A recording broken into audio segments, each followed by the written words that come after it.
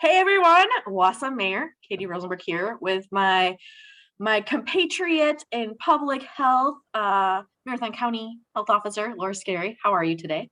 I'm doing great, Mayor Katie. You can't talk, apparently. It's one of those days. We go through them. We will always get through. Okay, so we got three things to talk about today, and I'm sure, as usual, the three things will expand. But for now, my first question to you is with the current news of 5 to 11-year-olds now being allowed to get their shots. Maybe you could tell me a little bit more about what parents need to know if they want to get their child vaccinated. Yeah, so the vaccine, it's Pfizer vaccine, and you can get it from a variety of different sources. If you go to vaccine.gov, you can put in your information and then find the closest source to you. Here in Wausau, we have a site at North Central Technical College, and they're starting vaccines for kids as of November 9th. So if it's after November 9th, you can walk in with your kids and get vaccinated.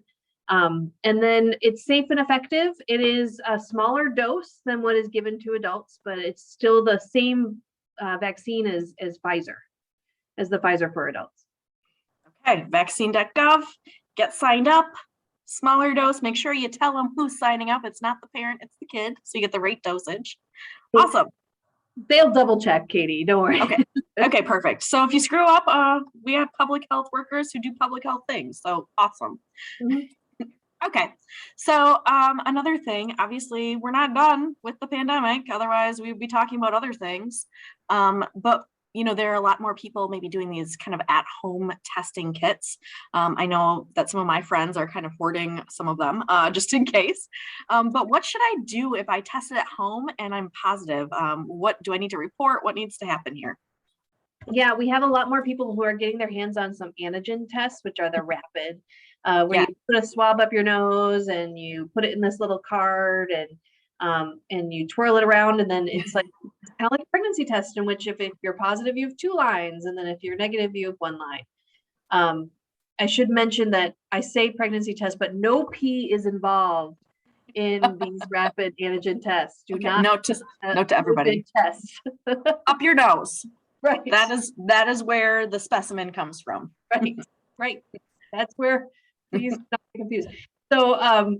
So those cards, they give you a quick result, and it's nice to have that on hand if you can get your hands on them. Yep.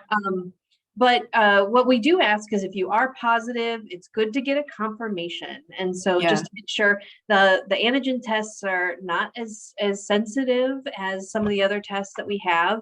So that's called an antigen test. We'd like for everybody to get a molecular test, which is it's fancy. It's free, and it's the kind that Walgreens and Aspirus, and it's the same thing, just a little swab in your nose. But it's they send it away to a lab, and then the lab does the resulting and gives you a final result. Okay, so kind of like, again, not to overdo this pregnancy test, but if you find out you're positive and you're pregnant, you go to the doctor to confirm. So same kind of thing here with the testing. You want to make sure. So okay, good info.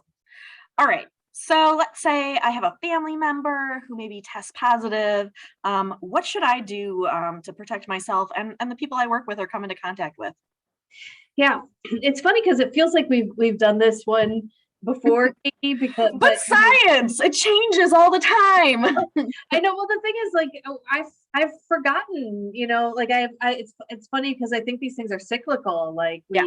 We go through the science changes, but really it's the same advice as I would be giving you probably a year ago. So if your family member has COVID, then they need to isolate, and what that means is, to the extent that they can be away from anybody else, that's good. So if they can use their own bathroom, if they have their own floor of the house, if they stay in their bedroom and use a separate bath, there's ways to do that. Yeah. Where people get upset is that you're technically, if you're a close contact and you're unvaccinated. So remember, if you're vaccinated, this advice, you can just do what you normally do, right? Yeah. Monitor yourself and continue on with your life. Right. If you're unvaccinated, then that puts you into some quarantine. And what that means is that if you're not able to remove that person completely from your life situation, who is positive, you have to stay in quarantine for their entire isolation period plus quarantine. Incubation period. Right. Oof. But people forget that. Like, it's both. Yeah. You have to do, and so sometimes it's 10 days in isolation and then an additional 14 days on that. Oh my goodness. So your month at home, working from the couch again. Right. So there's some situations in which you can go 10 days. You can shorten your quarantine. And if you have questions about that, you can call us at the health department at 715-261-1900, and someone can walk you through what your quarantine should look like. I just want to give your whole team a shout out. I've had the opportunity to chat with a bunch of people who work with you, and they are amazing people. They have really great science-based advice and information, non-emotional. Like, I feel so good about the people you have working for you. So thank you. Amazing. I know it's tough. They are amazing. And, they can give this advice and this guidance in their sleep. Oh, yeah. Oh, yeah. They probably do. Their spouses are like, okay, we get it. Right. We're good on isolation guidance. Thank you. Thank you. Awesome. Well, those are my 3 things for the day. I think we got through it. So thank you once again. Thank you to your team. I know we're going to get through this, but until we do, we'll keep chatting about our 3 things. All Thank you so much, Laura. Thanks, Katie. Bye-bye.